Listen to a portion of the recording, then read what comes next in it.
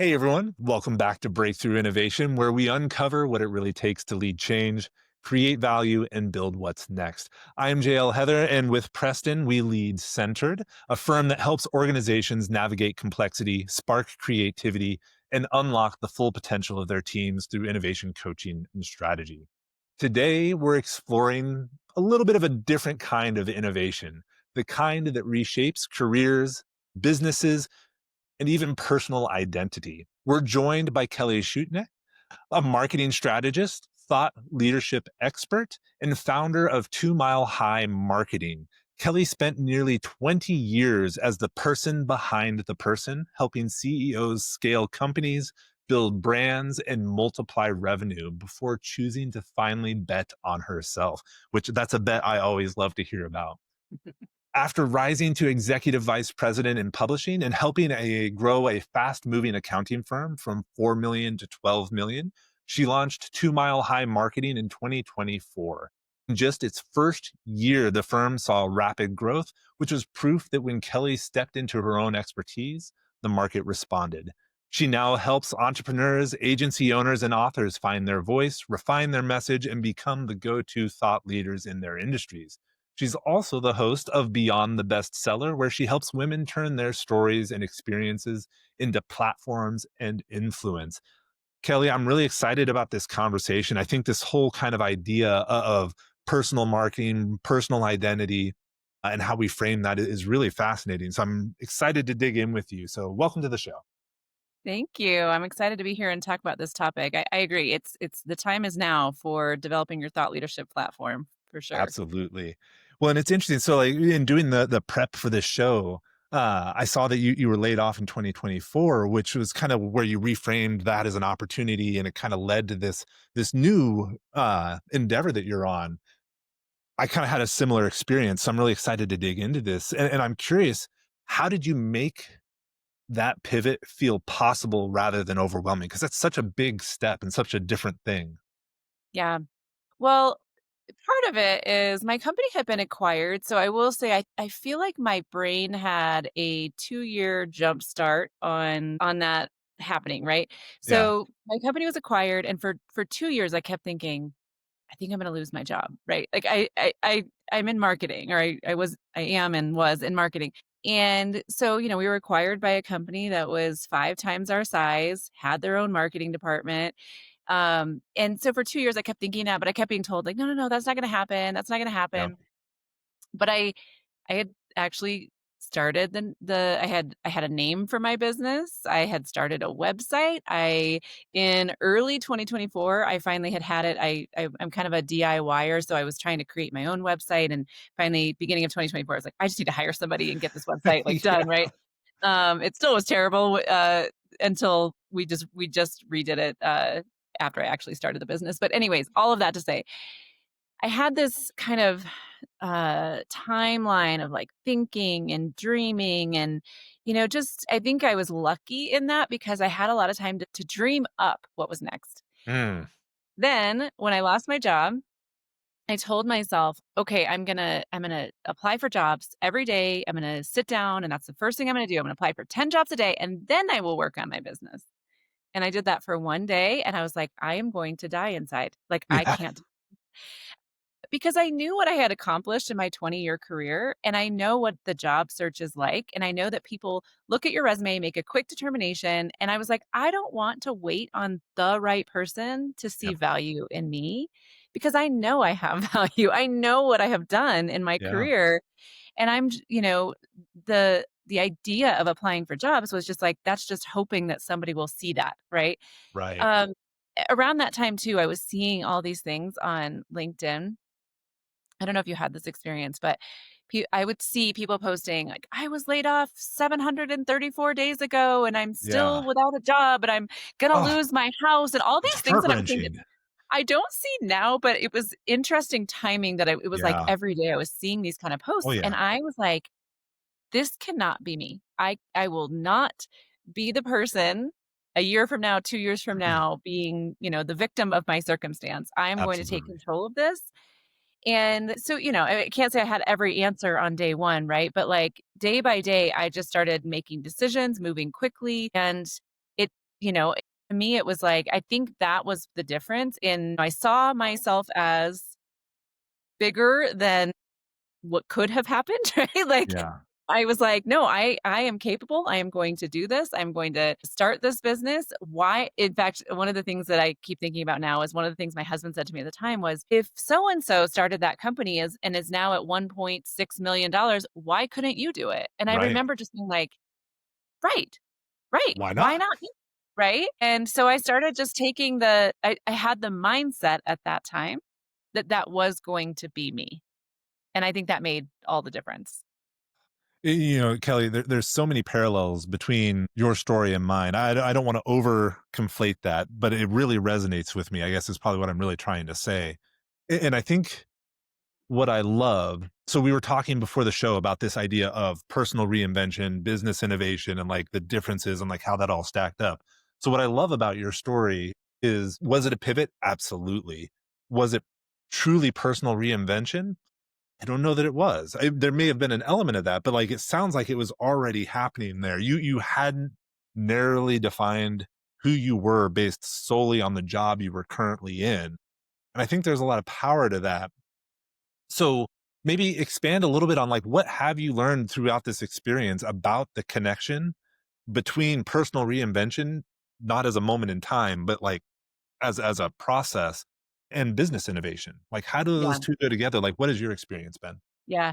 So actually, the more you talk about that, I'm like, I feel like I could go either way. If you told me to answer that as a yes, it was personal in reinvention, Reinvention? I could go that direction. If you told me to say no, I could go in that direction. So Yeah. I think that in all of that to say, I think that the reinvention was inside my own brain. It was Yeah. nowhere else other than me just telling myself that I could do more than what I had allowed myself to think before. It was Right. no one else's holding me back, right? You read my bio that I call myself the person behind the person because it was in that moment that I decided to start my own company that I realized I had been the person behind the person. I had supported other people in accomplishing their dreams. Meanwhile, just telling myself, well, that was them. They're the visionary. Yeah.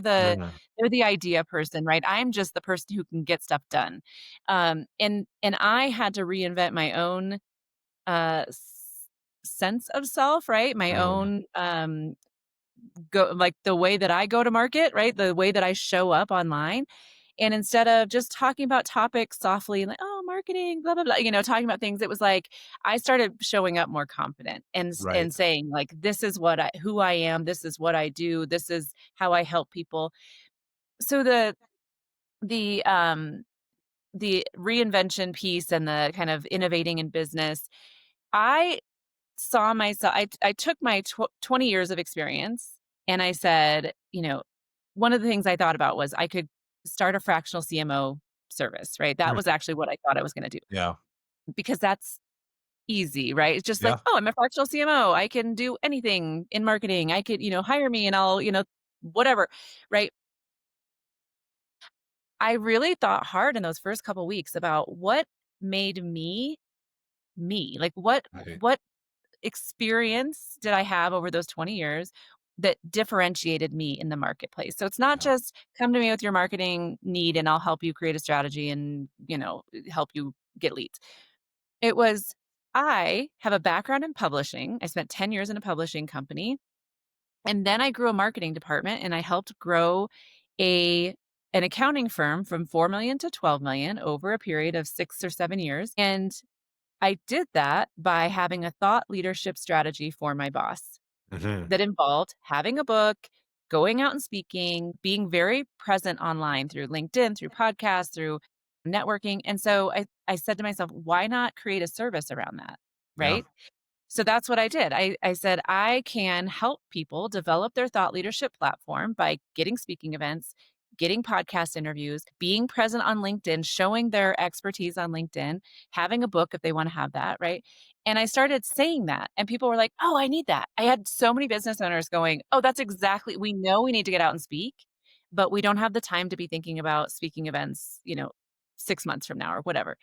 And it just took off, and I think that a lot of it was because I call it your authority X factor. I tapped into my own authority X factor. What made Ooh, me unique in the I like that. marketplace? And yeah, and what makes me stand out? What makes people gravitate to me? It's Yeah. the skills and experience that I bring, right? But I needed to get my head around that and then bring that to market.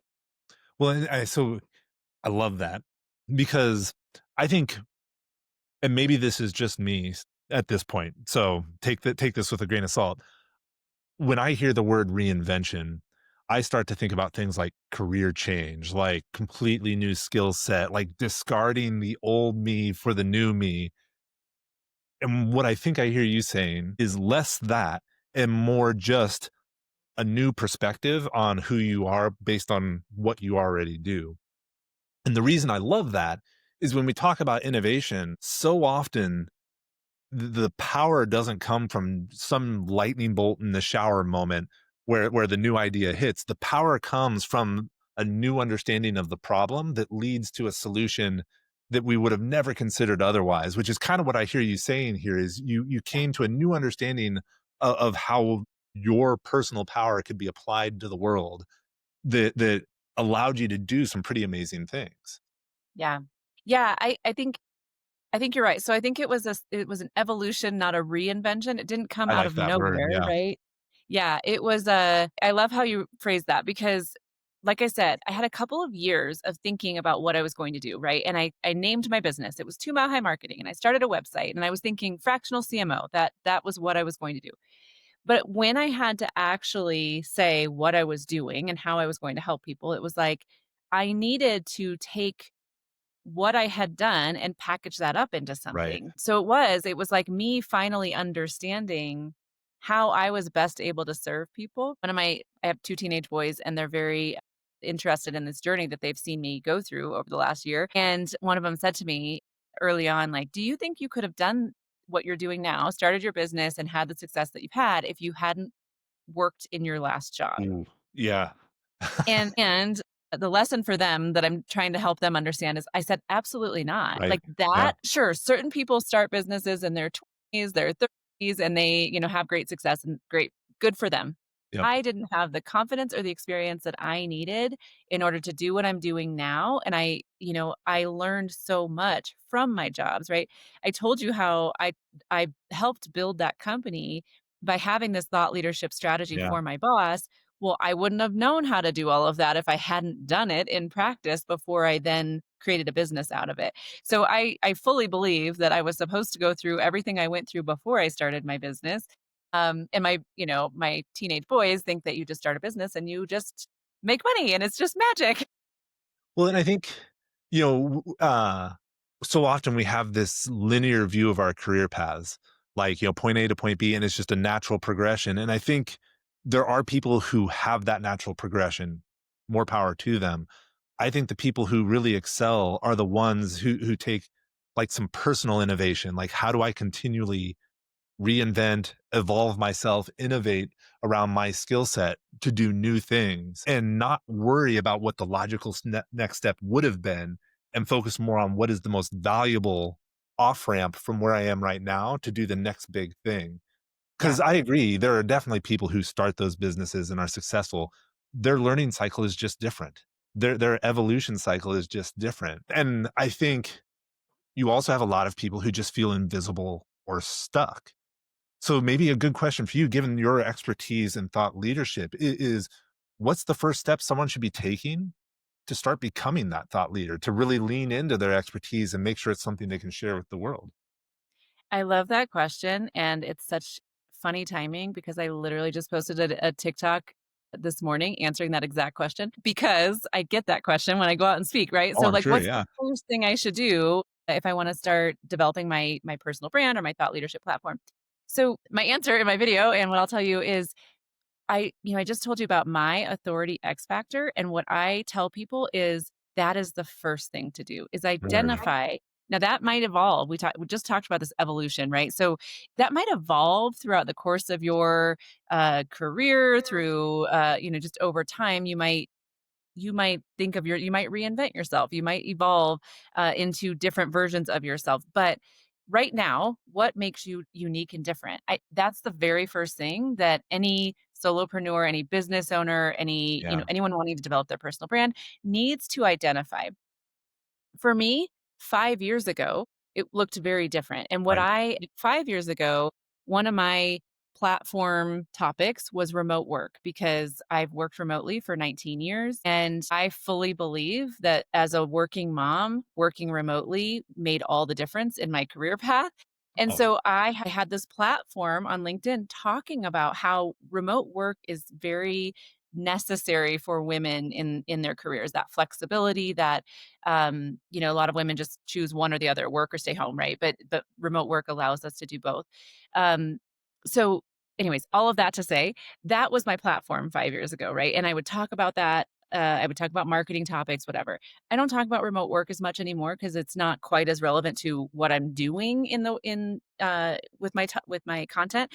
But that was what made me stand out 5 years ago, right? And so reassessing that authority X factor, but making sure that you're showing up and talking about the things that so number 1 is that authority X factor. Number 2 is identifying what those topics are that you should be talking about. So I mentioned remote work was one that I had determined for myself a few years ago. Now I often talk about thought leadership, personal branding, imposter syndrome, having a Yeah. book, all of these things, right? So those are my core topics that consistently creating content around. You start feeling a little bit like a broken record, like I'm talking about the same things all the time, right? Yeah. And people I will know that ask me like, feeling. how do I show up in a way that I'm not just saying the same things over and over again? But it doesn't matter. It's not about what you feel about what you're saying, it's about who you're reaching through that content. So I Yeah. could post something today that you don't see, right? But now that we've connected today, you might see the next post that I put out or something I put out 2 weeks from now or whatever. So it's okay to be a broken record with your content because that is Yes. actually the way to do it. No, I love that. And I think, as we're getting close to into the show here, it's obvious you have this expertise and you've helped a bunch of people. I know you're in one way, you're already well on your way. In another way, you're just getting started. So I'm curious, now that you've got this spotlight on your work, what's the impact you want to see in the future? Yeah. So I am developing my own thought leadership platform over time, right? And one of my team members said to me a few weeks ago, like, this is proof, like you are proof that this strategy works because, we're seeing the business grow. We're seeing these leads come to us out of the efforts that I'm making, right? And what I love so much about what we do is we serve all of these clients who have their own thought leadership platform. So they want to go out and speak to reach their target audience. And it's a different audience than who I'm trying to reach, a different message that they're trying to share with the world. But we get to be involved with all of that. We get to help them reach their audience, get their message out there. And so to me, that impact is we are helping other businesses. We're growing our own business and we're also helping other people grow their businesses through the efforts that we're putting in behind the scenes for them. No, I love that. And I think there's a lot of satisfaction to be felt in seeing that impact come to life. So I love it. Yes. Before we wrap up, though, given all that you have to offer, if someone does need some help becoming a thought leader and kind of leaning into their own X factor, as you put it, what's the best way for them to reach out? Yes. So on my website, 2milehighmarketing.com, and maybe you can share that in the show notes, there is a quiz. It's called the Thought Leader Scorecard. So it takes 3 minutes. If you are the kind of person who is thinking, I might want to go out and speak, or I know that I should speak to grow my business, or I'm thinking about developing my personal brand. That quiz, like I said, takes 3 to 5 minutes. It will walk through a series of questions. It will give you your score as a thought leader and kind of tell you where you fall as a thought leader and give you some tips for things to work on. So that is a practical, valuable tool that people can use. It's free. And then they get that information to help them with their own thought leadership platform.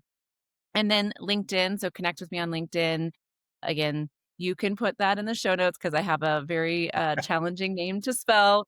I was a little And intimidated. yep, yep.